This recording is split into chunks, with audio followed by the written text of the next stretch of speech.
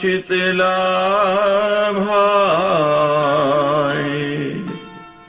चंद्रार्धकृत शेखरां वृषारूढं शूलधरां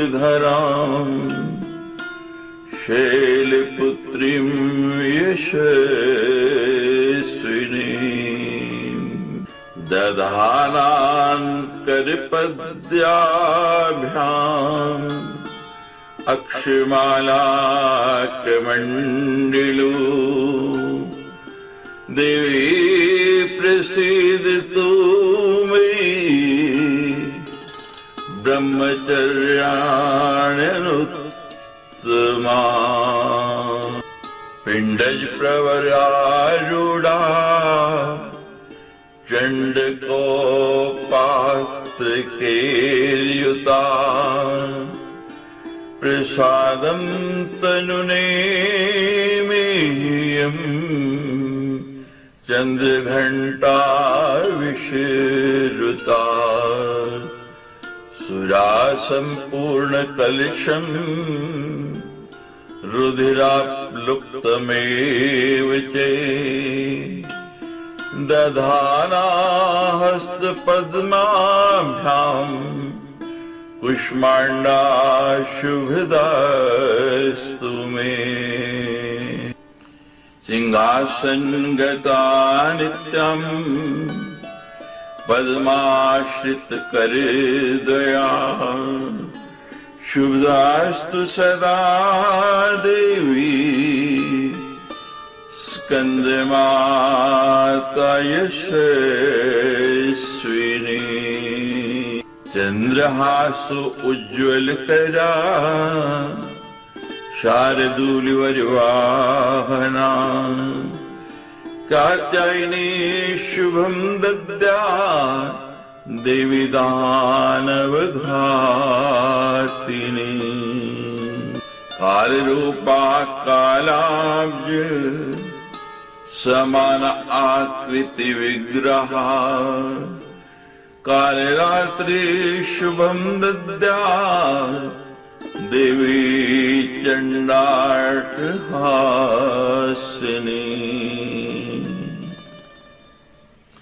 श्वेते वृषि समारूढ़ा श्वेतांबरधरा शुचि महागौरी शुभं दद्यात् महादेवी प्रमोदिता सिद्धगंधर्व यक्षादेव सुरैर्मे अपि शिवमाना सदा भूयात् सिद्धिदा सिद्धिदायिनी सर्वशक्ति महामाये दिव्यज्ञान स्वरूपिणी नवदुर्गे जन्ममात प्रणमामि मुहुर्मुहुः व्यासवाच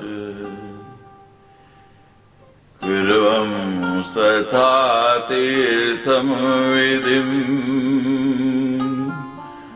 तत्र हिरण्यकशिपो सुतै निग्रोधं समूच्छायं पश्यत पुरैस्तदा ददर्श बाणान् परानानान् जाति कामस्तदा गृध्रपक्षियुतां तीव्रा शिलाधोतर्महोजलान्। व्यास जी कहते, हे राजन, इस प्रकार तीर्थ के कृत्य संपन्न करते हुए हिरण्यकश्यप पुत्र प्रहलाद को अपने समक्ष एक विशाल छाया संपन्न वटवृक्ष दिखाई दिया। वहां पर प्रहलाद ने गीधों के पंखों से सुसज्जित नुकीले तथा शिलाभरे घर्षित करके अत्यंत दीप्त एवं उज्जवल बनाए गए अनेक प्रकार के बाण देखे। उन्हें देखकर प्रहलाद ने मन में सोचा कि इस पवित्र तीर्थ में ऋषियों के पुण्य में आश्रम में ये बाण किसके हैं? इस प्रकार चिंतन करते हुए प्रहलाद ने कृष्ण मृगचर्म धारण किए हुए तथा सिर पर विशाल जटाओं से सुशोभित धर्मपुत्र नारायण मुनियों को देखा। उनके आगे धनुर्वेदोक्त लक्षणों से संपन्न चमकीले शांग तथा आजगाव नामक 2 धनुष तथा अक्षय तर्कस रखे हुए थे। उन महाभाग धर्मपुत्र नर नारायण ऋषियों को समय ध्यान अवस्थित देखकर क्रोध से लाल आंखें किए हुए दैत्याधिपति असुरक्षर प्रहलाद ने उनसे कहा, आप दोनों ने धर्म को नष्ट करने वाला ये कैसा पाखंड कर रखा है? इस प्रकार घोर तपस्या न श्रुतम न दृष्टम ही संसारे अस्मिन् कदापि तप्से शरणं तीव्रं तथा चापस्य धारणम्। ऐसी कठिन घोर तपस्या तथा धनुष बाण धारण करना ऐसा संसार में कभी ना सुना गया है और ना ही देखा गया है। ये विरोधोऽयं युगे च आद्ये कथं युक्तं करी प्रियं ब्राह्मणस्य तपोयुक्तं तत्र किं चापधारणम्। ये तो परस्पर विरोधी परिस्थितियां हैं। कलयुग के लिए प्रिय है विरोध भाव, भला सतयुग में किस प्रकार उचित है? ब्राह्मण के लिए तो तपश्चरण ही उचित है, उन्हें धनुष धारण की आवश्यकता क्या है? के जटाधारिणं देहे केशुदीच विडम्बनो धर्मस्य चरणं युक्तं युवो दिव्य भाव्यो। कहाँ तो मस्तक के ऊपर जटा धारण करना और कहाँ यह तर्कस रखना, ये दोनों बातें आडंबर मात्र है। दिव्य भावना वाले आप दोनों के लिए धर्म का आचरण ही उचित है। व्यास जी कहने लगे, इति तस्य वचै श्रुत्वा नरे प्रोवाच भारत काति चिंतात्र दैत्येन्द्र वृथा तपसी च आव्यो। हे भारत, प्रहलाद का यह वचन सुनकर मुनिवर नर ने कहा, हे दैत्येन्द्र, हम दोनों की तपस्या के विषय में आप ये व्यर्थ की चिंता क्यों कर रहे हैं? सामर्थ्य संपन्न हो जाने पर व्यक्ति जो कुछ करता है उसका वह सब कुछ पूर्ण हो जाता है। ये मंदबुद्धि, हम इन दोनों के प्रकार के कार्यों को एक साथ करने में समर्थ है। इसी के लिए हम लोग में प्रसिद्ध हैं। युद्ध तथा तपस्या दोनों में हम समान रूप से समर्थ हैं। फिर इस विषय में पूछकर आप क्या करेंगे? आप जैसे आए हैं अपने इच्छा के अनुसार अपने रास्ते पर चले जाइए। यहाँ व्यर्थ की बात क्यों कर रहे हैं? ब्रह्म तेजो दुराराध्यम न त्वं विधि विमोहिते विप्रचर्चा न कर्तव्या प्राणिभिः सुखमेप्सुभिः। मोहग्रस्त हो जाने के कारण आप अत्यंत कठिनता से प्राप्त किए जाने वाले ब्रह्म तेज को नहीं जानते हैं। सुख की कामना करने वाले प्राणियों को ब्राह्मणों से बहस नहीं करनी चाहिए। उनकी ये बात सुनकर प्रहलाद कहने लगे, तापसो बंध बुद्धिस्तो मृषावाम गर्भ मोहितो मयि तिष्ठि दैत्येन्द्री धर्म सुत प्रवर्तके न युक्तमेतद् तीर्थे अस्मिन् धर्माचरणं पुनः का शक्ति तव युद्धे अस्ति दर्शयादे तपोधन। प्रहलाद कहने लगे, आप दोनों तपस्वी मंद बुद्धि वाले हैं और व्यर्थ में ही अहंकार के कारण वशवर्ती हो गए।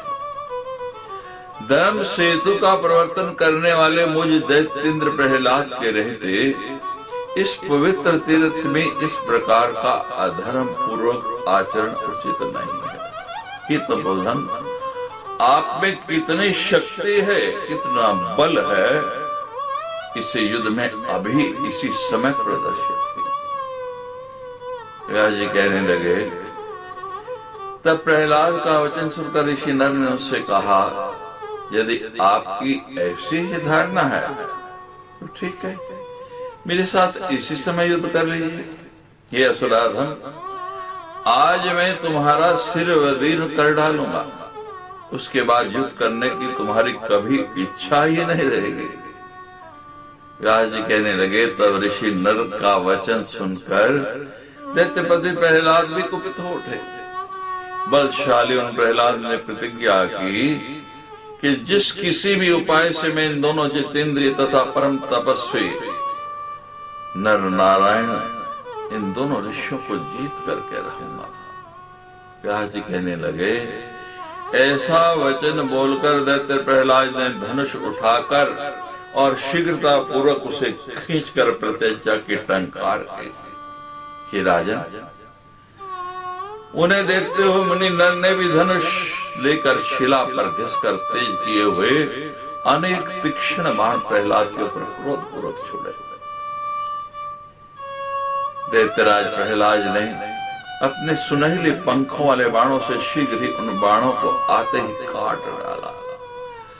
तब नर अपने द्वारा छोड़े गए बाणों को प्रहलाद द्वारा छिन्न किया गया देखकर बहुत ही क्रोधित हो गए, कोपाविष्ट हो गए और शीघ्रता से उन पर अन्य बाणों से प्रहार करने लगे। दैत्यपति प्रहलाद उन बाणों को भी अपने दामनी से काट करके उन मुनिराज नर के वक्षस्थल पर प्रहार किया। जब नर के वक्षस्थल पर प्रहार हुआ तो उन्होंने भी क्रोध में आकर अपने तीव्रगामी 5 बाणों से दैत्येंद्र प्रहलाद के बाहुदेश पर प्रहार कर दिया। इंद्र सहित सभी देवगण उस युद्ध को देखने के लिए इंद्रासुरा तत्र तयोरहि युद्धम द्रष्टुम विगानैर्गगन स्थिताश्चे निरस्य वीरं युद्धि संसितस्य ते तुष्टो दैत्यपतिश्चभूये।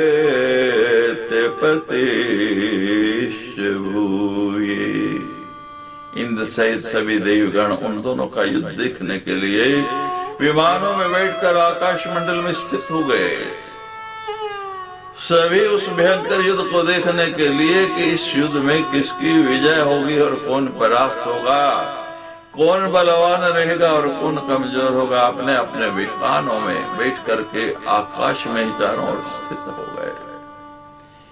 कभी सम्रांगण में विराजमान नर के पराक्रम की प्रशंसा करते थे और फिर कभी दैत्यपति प्रहलाद के पराक्रम की प्रशंसा करने लगते थे। धनुष धारण किए हुए दैत्यराज प्रहलाद इस प्रकार बाणों की वर्षा कर रहे थे मानो आकाश से मेघ जल बरसा रहे हो। मूसलाधार बाणों की वर्षा हो रही है।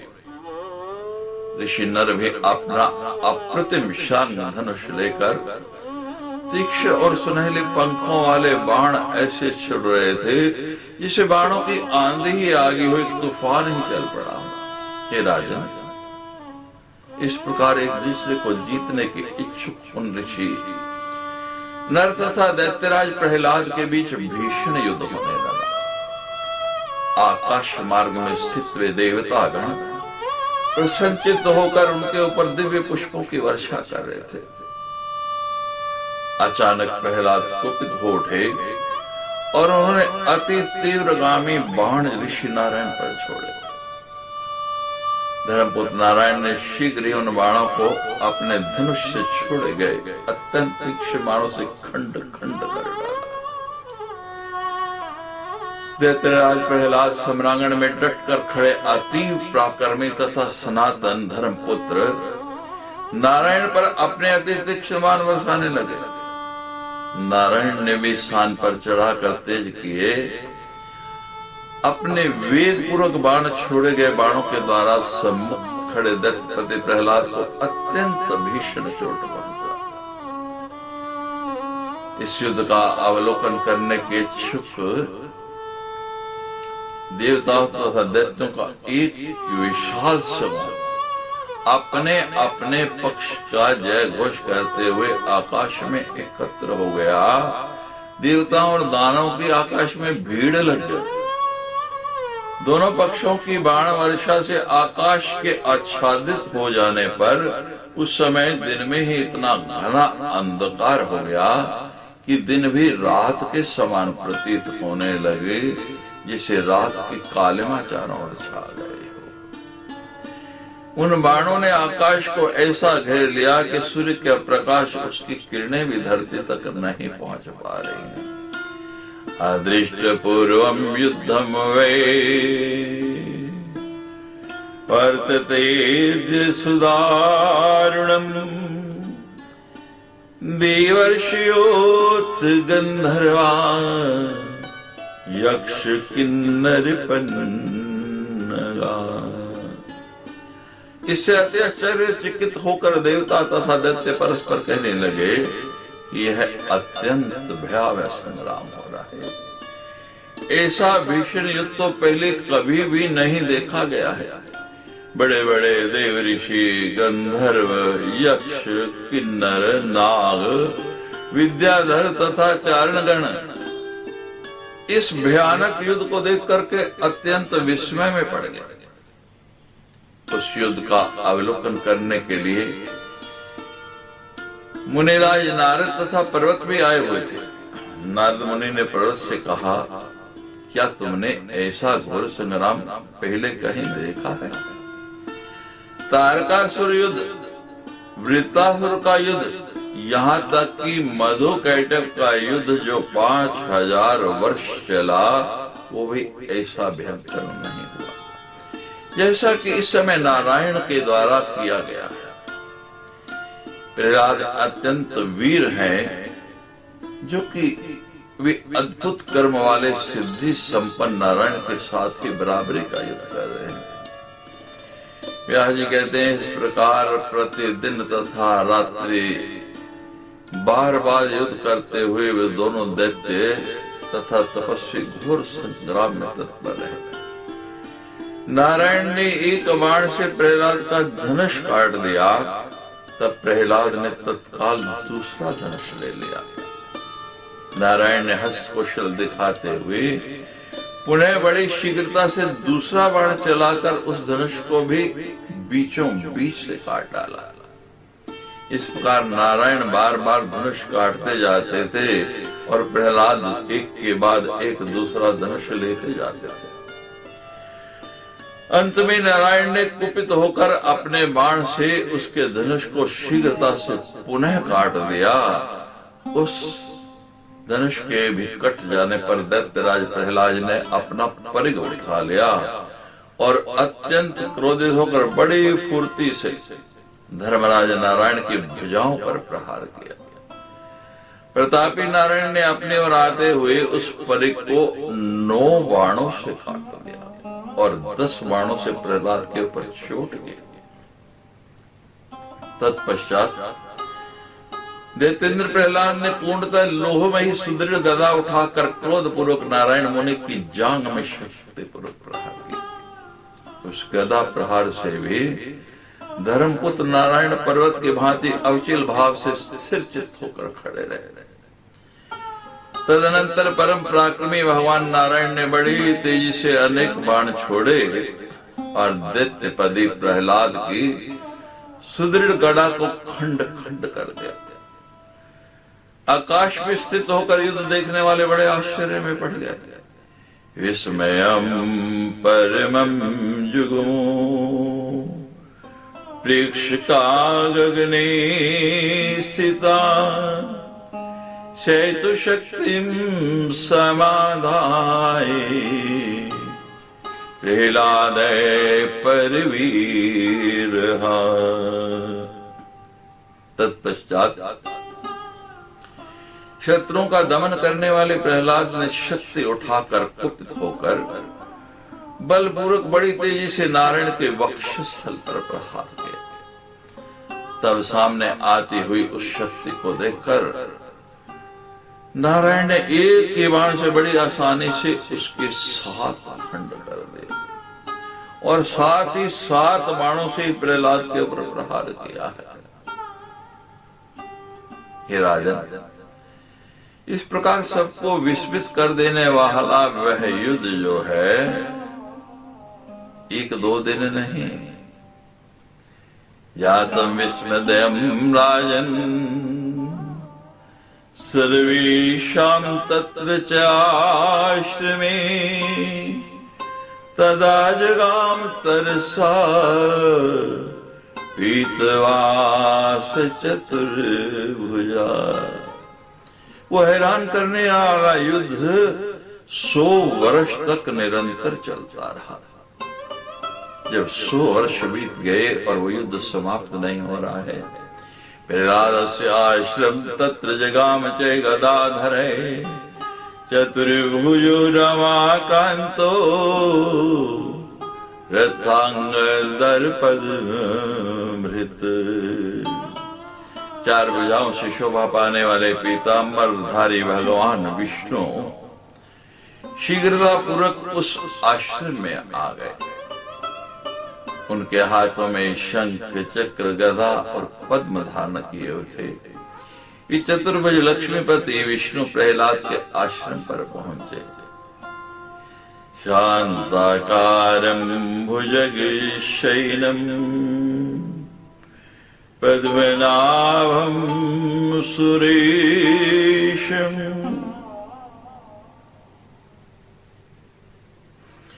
विश्वाधारं गगन सदृशं मेघवर्णं शुभांगम्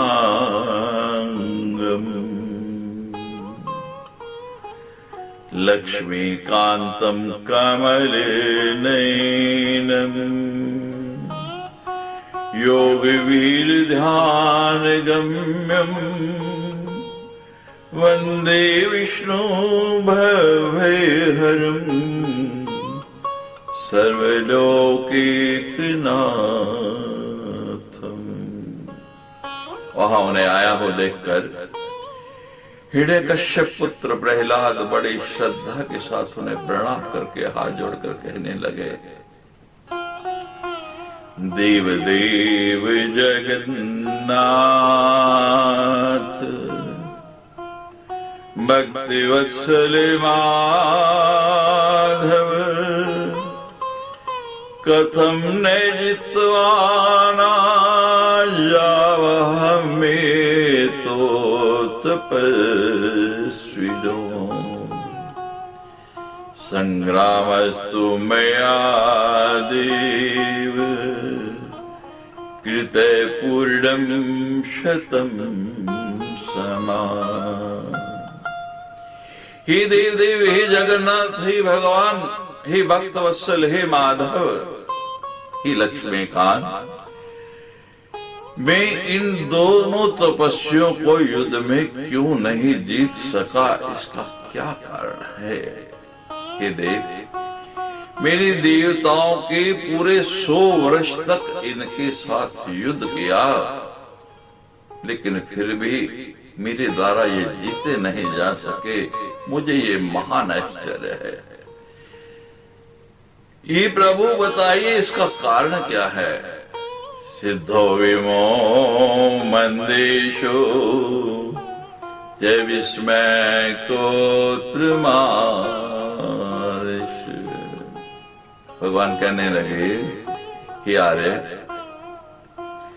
ये दोनों सिद्ध पुरुष ही हैं और मेरे अंश से ही आविर्भूत हैं,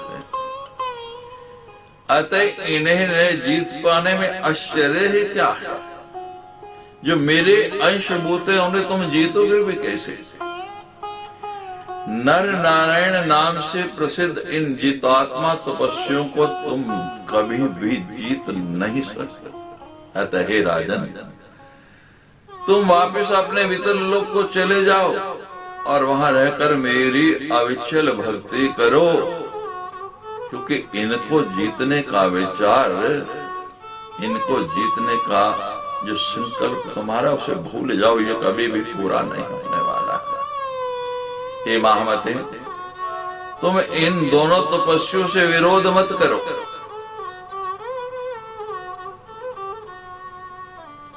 व्यास जी कहते हैं, इत्याज्ञापतो दैत्यराजो निर्व्यो विसुरसे नर नारायणो भूये तपोयुक्तो बभूवतु। भगवान विष्णु की ऐसी आज्ञा पाकर दैत्यपति प्रहलाद असुरों के साथ वहां से प्रस्थित हो गए। तदनंतर नर नारायण पुनः फिर से अपने तपस्या में संलग्न हो गए। हम संसार में किसी को भी जीत सकते हैं, लेकिन तपस्वी को जीतना सरल नहीं है। विश्वामित्र क्षत्रिय होते हुए भी वशिष्ठ जी को परास्त नहीं कर पाए, उन पर विजय नहीं प्राप्त कर सके और स्वीकार करना पड़ा कि एक तपस्वी के बल के सामने क्षत्रिय के बल को धिक्कार है।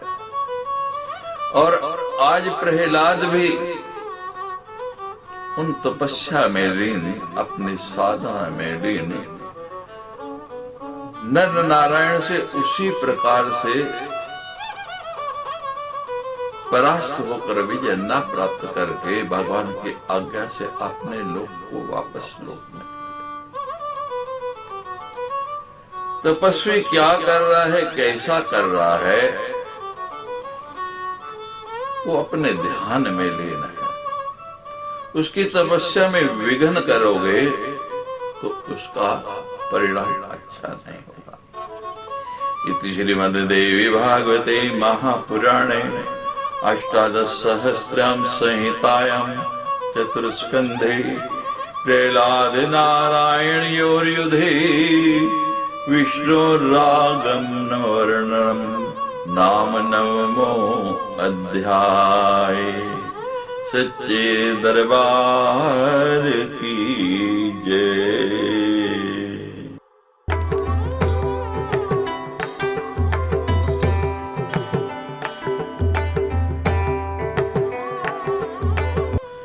जन्मेजय उवाच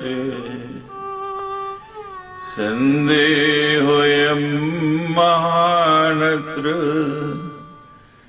पराशरे कथान की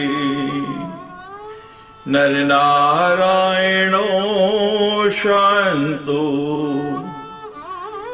वैष्णवांशो तपोधनो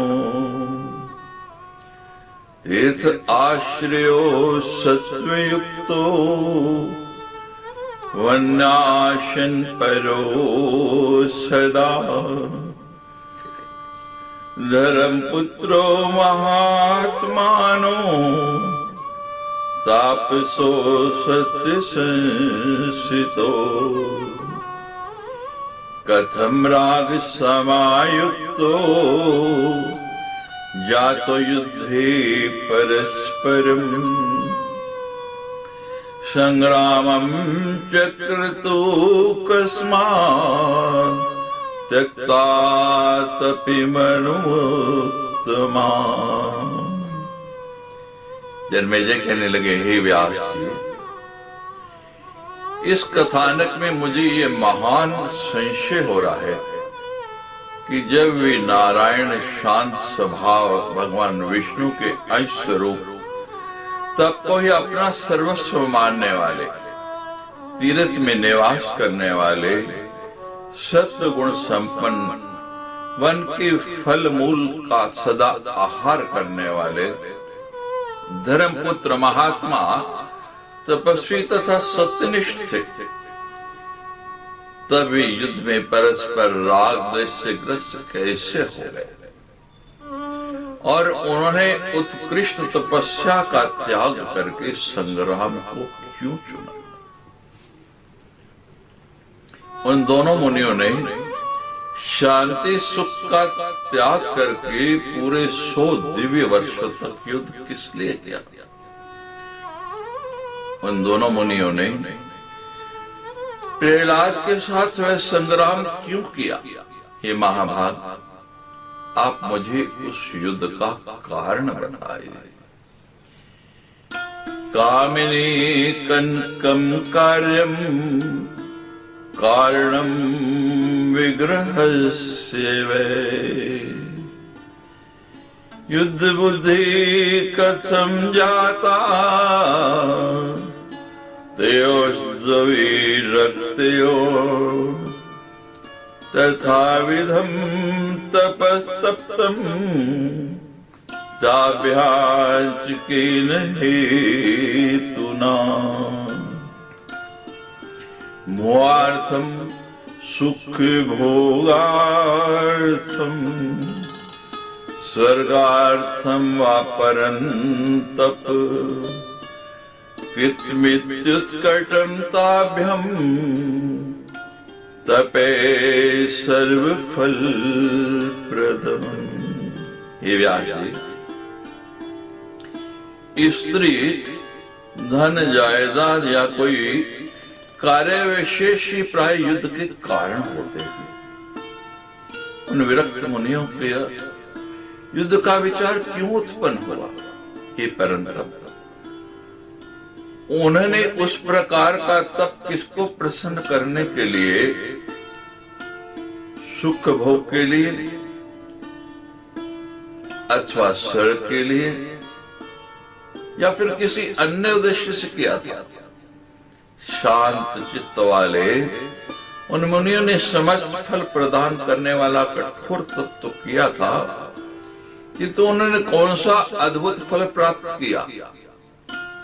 उन्होंने तपस्या से शरीर को कष्ट दिया और पूरे 100 दिव्य वर्षों तक बार बार संग्राम करके परिश्रम के द्वारा अपने को संतप्त किया। उन मुनियों ने न राज्य के लिए, न धन के लिए, न स्त्री के लिए और न तो गृह के लिए, इन सब के लिए युद्ध नहीं किया, तो फिर उन्होंने महात्मा प्रहलाद के साथ किस लिए और क्यों युद्ध किया था? दुख दे सर्वथा दे जानन धर्म सनातनम सुबुद्धि सुखदानी कर्माणि कुरुते सदा न दुःखदानि धर्मज्ञे स्थितिरेषा सनातनी धर्मपुत्रे हरिरंशो सर्वज्ञो सर्वभूषितो।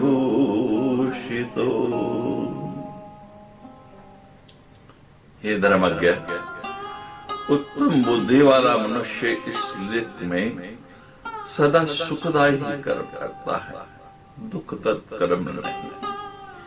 ये सनातन सिद्धांत है। तब धर्म पुत्र भगवान विष्णु के अंश स्वरूप, सर्वज्ञ तथा सभी गुणों से विभूषित उन मुनियों ने यह दुखदायक तथा धर्म विनाशक युद्ध क्यों किया? हे व्यास जी, कोई मूर्ख भी अच्छी प्रकार आचरित सुख तथा आनंद देने वाले और महाफलदायी तप का त्याग करके दारुण युद्ध करना नहीं चाहता है। मैंने सुना है कि राजा ययाति स्वर्ग से च्युत हो गए थे। अहंकार जन्य पाप के कारण वे पृथ्वी तल पर गिरा दिए गए थे। वे यज्ञ करता, दानी और धर्मनिष्ठ थे, किंतु केवल थोड़े से अहंकार भरे शब्दों का उच्चारण करने के कारण वज्रपाणी इंद्र ने उन्हें स्वर्ग से पृथ्वी पर गिरा दिया था। यह निश्चित है कि बिना अहंकार के युद्ध हो ही नहीं सकता। अंततः मुनि को उस युद्ध का क्या फल मिला? इससे तो केवल उनका पुण्य ही नष्ट हुआ। ये राजा, धर्म का निर्णय करते समय सर्वज्ञ मुनि ने अहंकार को ही संसार का मूल कारण कहा। अहंकार स्तु सर्वज्ञ मुनि भी धर्म निश्चय से कथितम मुनिना चक्तुम योग्यो देहि भृता किल। मुनि नारायण उस अहंकार का त्याग करने में कैसे समर्थ हो सकते थे? ये निश्चित है कि बिना कार्य, कोई भी कारण बिना कारण के नहीं होता है। कारणेन बिना कार्यं न भवेतेव निश्चय। तपोदानं तथा यज्ञा सात्विकात् प्रभवन्ति ते। तप, दान तथा यज्ञ सात्विक अहंकार से होते हैं। ये महाभाग राजस और तामस अहंकार से कलह उत्पन्न होता है। हे राजेंद्र, ये निश्चय है कि छोटी से छोटी भी क्रिया, चाहे वो शुभ हो और चाहे अशुभ हो, बिना अहंकार के कभी भी हो ही नहीं सकती। इस जगत में अहंकार से बढ़कर बंधन में डालने वाला दूसरा कोई पदार्थ ही नहीं है। अतः जिस अहंकार से ही यह विश्व निर्मित है, उसके बिना यह संसार कैसे रह सकता है? हे पृथ्वीपते, जब ब्रह्मा, विष्णु और शिव भी अहंकार युक्त रहते हैं, तब अन्य प्राणियों और मुनियों की तो बात ही क्या है। यह चराचर जगत जो है अहंकार के वशीभूत होकर ही भ्रमण करता रहता है। पुनर्जन्म पुनर्मृत्यु सर्वं कर्मवशानुगम। देवत्र्यंक मनुष्याणां संसारे अस्मिन् महीपते। सभी जीव कर्म के अधीन हैं और उसी के अनुसार बार बार उनका जन्म और बार बार उनका मरण होता है। हे महीपते, देवता, मनुष्य और पशु पक्षियों का इस संसार में बराबर चक्कर काटना रथ के पहिए के भ्रमण के समान बताया गया है। इस विस्तृत संसार में उत्तम, अधम सभी योनियों में भगवान विष्णु के अवतारों की संख्या कौन मनुष्य जान सकता है? साक्षात नारायण श्री हरि को मत्स्य, कच्छप, वाराह, नरसिंह, और वामन तक शरीर धारण करना पड़ा, उन्हें भी मछली बनना पड़ा, कछुआ बनना पड़ा, शूकर जैसे योनि में जाना पड़ा और उन्हें नृसिंह भी बनना पड़ा तथा बहुत ही छोटा वामन अवतार भी लेना पड़ा। वो छोटा सा शरीर भी धारण करना पड़ा। भी जगत प्रभु वासुदेव भगवान जनार्दन भी विधि के अधीन होकर विभिन्न युगों में असंख्य अवधान करते रहते हैं। ये महाराज, सातवें व्यवस्थ मनवंतर में भगवान श्री ने जो अवतार लिए थे उन्हें आप ध्यान में सुने। हे महाराज,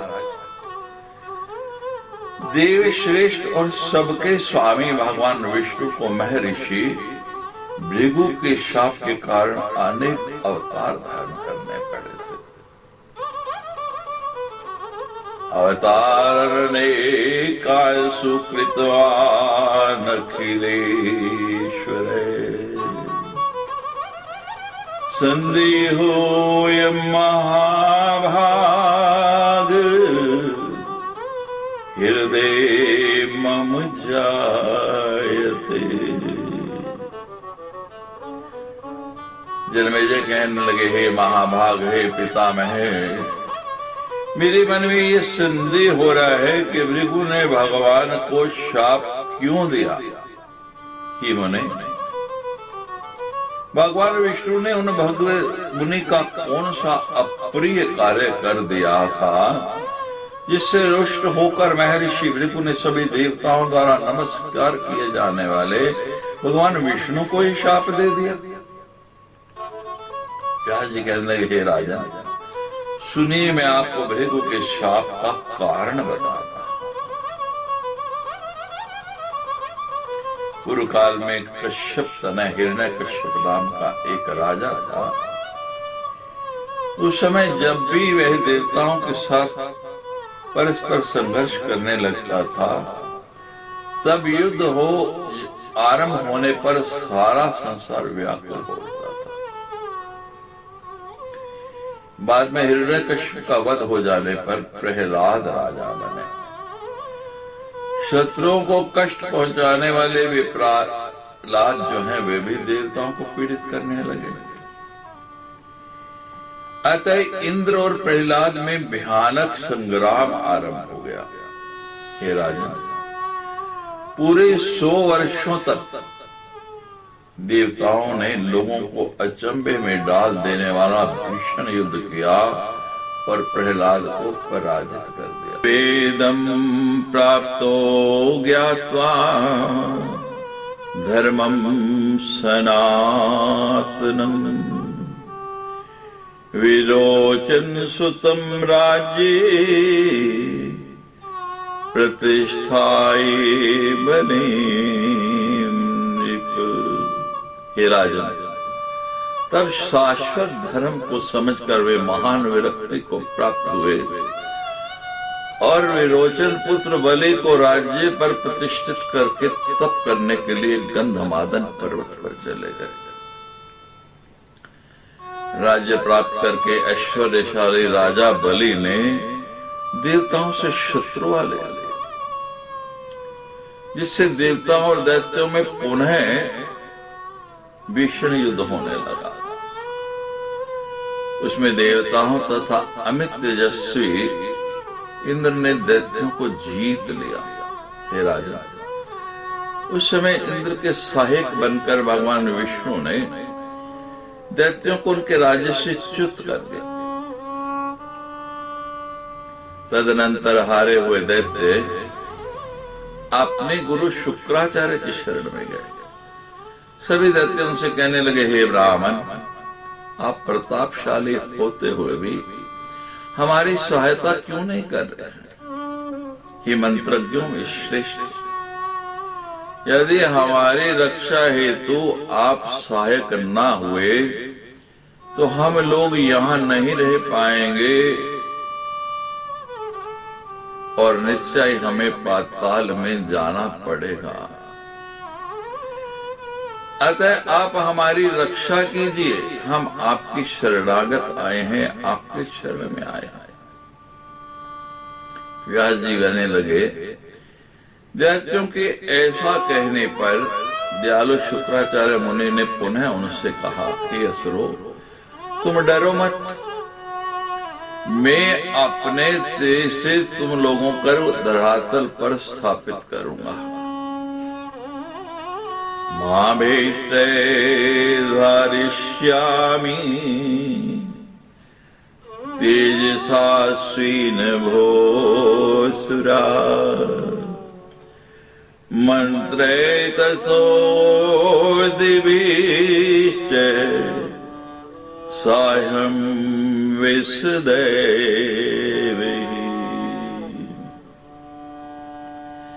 मंत्रों तथा औषधियों से सर्वदा तुम लोगों की सहायता करूंगा। तुम लोग चिंता मुक्त होकर अपना उत्साह बनाए रखो और निश्चिंत रहो। तुम यहीं रहोगे, तुम्हें पाताल में नहीं जाना पड़ेगा। व्यास जी कहने लगे, इस प्रकार शुक्राचार्य का आश्रय पाकर वे दैत्य निर्भर हो गए। उधर देवताओं ने गुप्तचरों से यह समाचार सुन लिया कि शुक्राचार्य ने दैत्यों को निर्भय कर दिया है।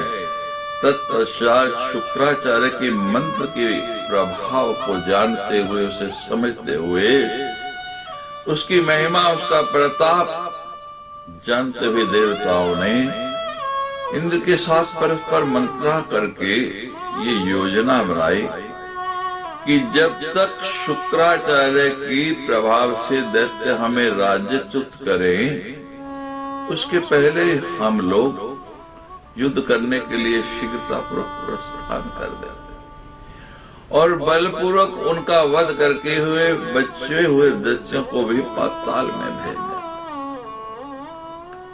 तदनंतर अत्याधिक रोष में भरे देवताओं ने हाथों में शस्त्र धारण करके एक साथ दैत्यों पर चढ़ाई कर दी। इंद्र की प्रेरणा से भगवान विष्णु सहित सभी देवता उन पर टूट पड़े और पकड़ पकड़ के उन दैत्यों को मारने लगे। तब देवताओं के द्वारा मारे जा रहे वे दैत्य आतंकित तथा भयभीत होकर शुक्राचार्य की शरण में गए। जगमुस्तान विष्णु सहिता दानवान हरिणोदिता वध्यामानास्तु ते दैत्या संत्रस्ता भय पीड़िता। रक्षा कीजिए, रक्षा कीजिए, ऐसा बार बार कहने लगे। काव्यस्य शरणं युग्मो रक्ष रक्षेति चाब्रुवन् तान् शुक्रे पीडितान् दृष्ट्वा देवीर्दैत्यैर्महाबलान् मां भेष्टि वचे प्राह मंत्र औषधि बलाद् विभू दृष्ट्वा काव्यं सुराः सर्वे त्यक्ता तान् प्रेयो किल। देवताओं के द्वारा पीड़ित किए गए उन महाबली दैत्यों को देखकर मंत्र और औषधि के प्रभाव से शक्तिशाली बने हुए शुक्राचार्य ने उनसे कहा, डरो मत, डरो मत। तब शुक्राचार्य को देखते ही सभी देवता उन दैत्यों को छोड़ करके वहां से चले गए। इति श्रीमद्देवी भागवते महापुराणे अष्टादश सहस्रयां संहितायां चतुर्स्कन्धे भृगुशाप कारण वर्णनम नाम 10वां अध्याय। सच्चे दरबार की